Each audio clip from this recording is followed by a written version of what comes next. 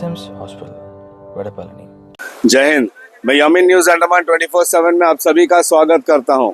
इस वक्त हम जो है हमारे श्री विजयपुरम के एक ग्रामीण क्षेत्र मीठा खाड़ी, हम वहां पे खड़े हैं और यहाँ के कुछ ग्रामवासी हैं जिन्होंने हमसे संपर्क किया और एमपी साहब के दफ्तर से भी कुछ लोग यहाँ पर आए हैं, उन्होंने भी हमसे संपर्क किया और वे चाह रहे थे कि इस मसले पर वे बात करें, प्रशासन का ध्यान जो है इस तरफ लेकर आए। और ये मुद्दा क्या है मैं आप लोगों को बता दूं।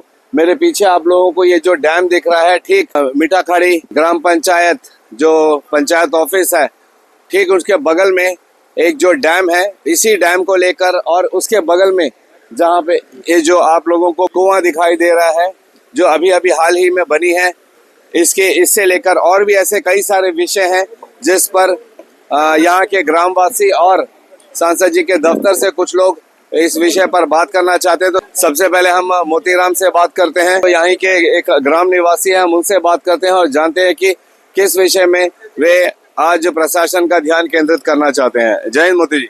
न्यूज अंडमान 24 उसका यहाँ पे स्वागत करता हूँ क्योंकि यहाँ पर रिपोर्टिंग करने के लिए आया है। मीठा खाड़ी पंचायत जो है उसके बगल में एक चेक डैम बना हुआ है। उस चेक डैम का हालत बहुत खस्ता हाल में है क्योंकि इसको 3 बार बनाया गया और एक बार नीचे से वो खोखला करके चले गया, उसको बहुत दिन तक छोड़ दिया गया था और पानी लीकेज हो रहा था और पानी यहाँ पे रुकता नहीं था। फिर उसको रिकंस्ट्रक्शन किया गया, दोबारा उसको बनाया गया, लेकिन जो पुराना स्ट्रक्चर था उसको तोड़ा नहीं गया। नीचे जो खोखला था उसी पे उन लोग एक सीमेंटेड का वाल डाल के उसी में अटैच कर दिए। उसके बाद दोबारा बारिश हुआ, यहाँ पे बहुत जोरदार बारिश होने के बाद क्या हुआ, फिर पानी लीकेज होने लगा। पंचायत का जो कंस्ट्रक्शन है, दीवार आप देखिए वहां से टूटने ही वाला था, कुछ दीवार दिखता भी है क्योंकि इतना प्रेशर पड़ा यहाँ पानी का जो कि यहाँ का डैम संभाल नहीं सकता। तो मैं जो यहाँ के इंजीनियर लोग हैं उनसे पूछना चाहता हूँ कि ऐसा क्या वजह से उसको सही तरीके से डैम को बनाया ही नहीं गया, जिसके कारण आज यहाँ पर लीकेज हो रहा है पानी का। फिर वहाँ पे लीकेज हो रहा है तो उनको सोचना चाहिए था कि दोबारा से उस डैम में रिकंस्ट्रक्शन काम नहीं होना था।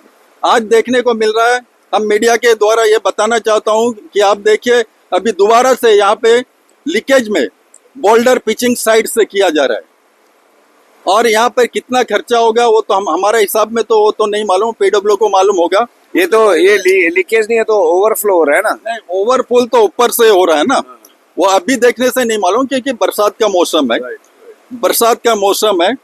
ये जब देखने को मिलेगा, जब ये सूख जाने के बाद, थोड़ा पानी सूख जाने के बाद आपको दिखाई देगा कि कितना इस डैम पर पानी जमा होता है, क्योंकि हम ऑलरेडी देख चुके हैं। धूप आता है तो पूरा पानी लीकेज होकर चला जाता है नीचे से, क्योंकि ये सही तरीके से इसको बनाया नहीं गया। ठीक है, इसके लिए मैं प्रशासन से कहना चाहता हूँ कि इससे जल्द एक्शन लिया जाए और ये जो काम चल रहा है इसके बारे में भी ध्यान में रखते हुए कि इसको किस तरीका से कंस्ट्रक्शन किया जाए जिससे यहाँ के लोगों को फायदा हो। मोतीराम जी, हमने सुना है कि इसके ऊपर में भी 2 चेक डैम और है। हाँ, इसके ऊपर भी चेक डैम है, हम भी गांव के लोगों से पता चला कि 3 चेक डैम है। तो उनमें पानी रुकता है, उसको भी साइड से तोड़ दिया बोलते हैं। देखिए इन लोग बोल रहे हैं, हमारे लोग क्या बोलना चाह रहे हैं? उसको भी साइड से तोड़ दिया गया है। बीच में जब बारिश काफी हुआ था साइड से तोड़ दिया गया। बाद में बोल रहे थे कि पानी काट दिया। खुद ही देखिए क्या हालत है, ढका नहीं है, उसमें कचरा गिरा हुआ। ये पानी कब बनाया गया कुआं? अभी 1 साल हो गया इनको। 1 साल। तो ये कुएं का पानी को इस्तेमाल किया जाता है? भाई दे रहे हैं, ओग्राविंड पे जा रहा है। अभी चल रहा है, देखिए आपके सामने। आपके प्रधान तो है, काफी कर्मठ नेता है आपके प्रधान तो आप लोगों ने उनसे ग्राम सभा में कभी उनको इस विषय में क्यों कंप्लेंट दी है? बोले अभी डाल देंगे, अभी इसका कंस्ट्रक्शन वर्क हो है, अभी सेंक्शन हो नहीं रहा। अभी होएगा, कब होगा पता नहीं। होता ही है, हम जब से देख रहे 10 साल से होता ही है, रोड ही बन रहे हैं। नहीं तो आप जाके देखिए, दिखा देते सामने, इधर चल के देखिए। देखिए ऐसी बोलने से कोई फायदा नहीं, आप देखने से, ऑन ग्राउंड देखना। यहाँ से पूरा ओग्राबेंड से सतान खाड़ी नवमनगर तक मेन रोड खराब है, एकदम हालत खराब है। गाड़ी फंस जाता भी। मैं सैतानखाड़ी भी, ये स्टेट हाईवे रोड है, ओगरा ब्राज जंक्शन टू सैतानखाड़ी जंक्शन तक, ये स्टेट हाईवे के नाम से है। स्टेट हाईवे का चौड़ाई क्या होता है वो जेई लोग को मालूम है, इंजीनियरों लोग को मालूम है। हमारे हिसाब से, जो मेरा जानकारी के हिसाब से, स्टेट हाईवे का चौड़ाई 5.5 मीटर होना चाहिए कम से कम।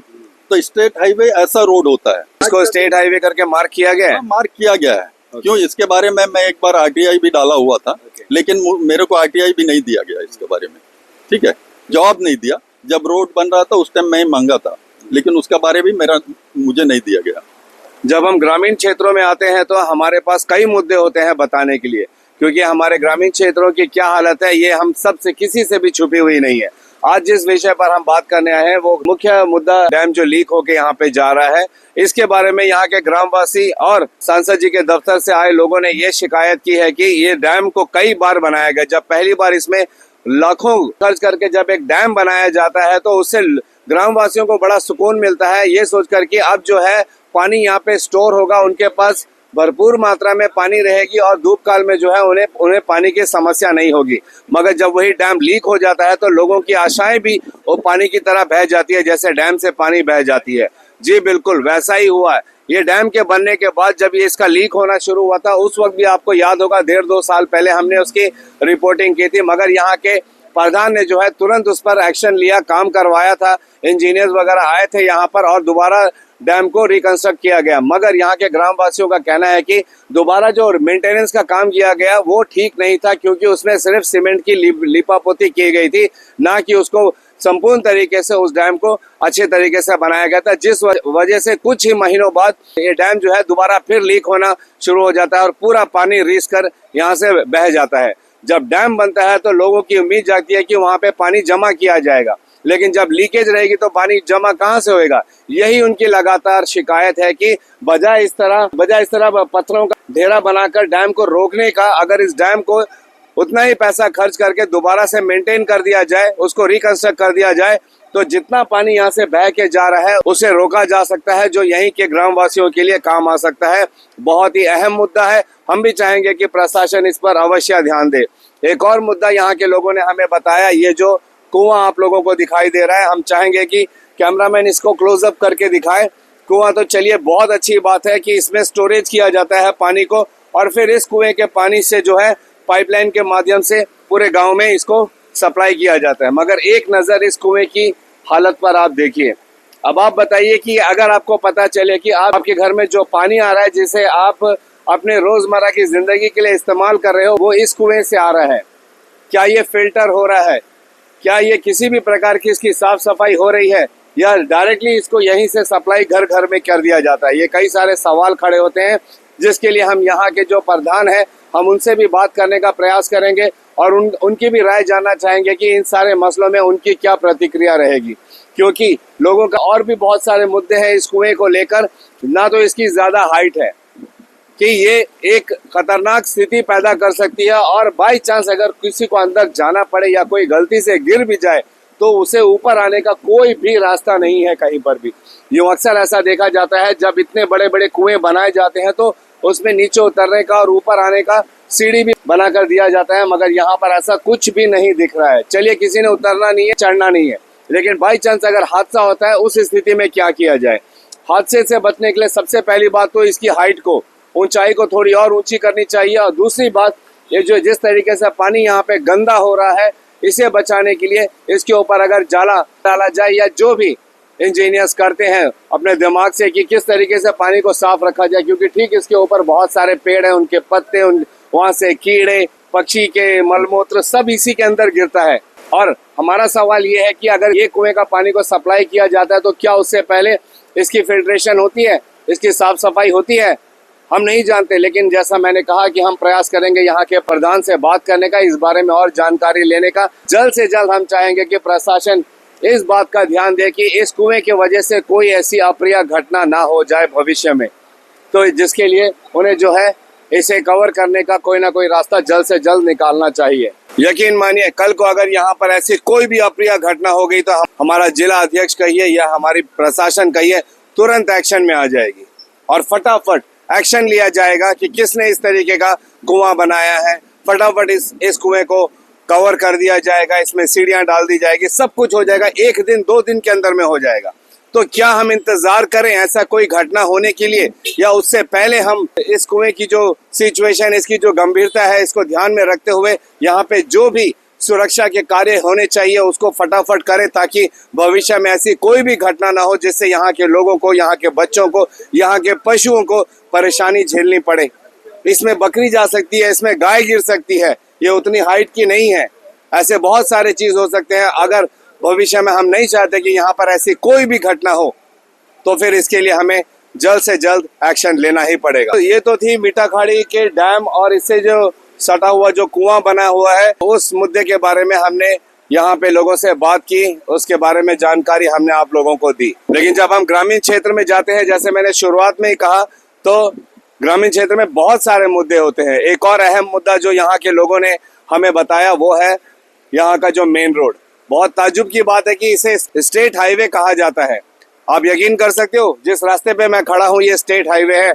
अभी हम मोगरापड़ा जंक्शन से लेके पूरा शैतानखाड़ी जंक्शन तक आप लोगों को ये पूरा रास्ता दिखाएंगे। उसके बाद आप कमेंट सेक्शन में हमें जरूर बताइएगा क्या किसी भी एंगल से हम इसको स्टेट हाईवे कह सकते हैं।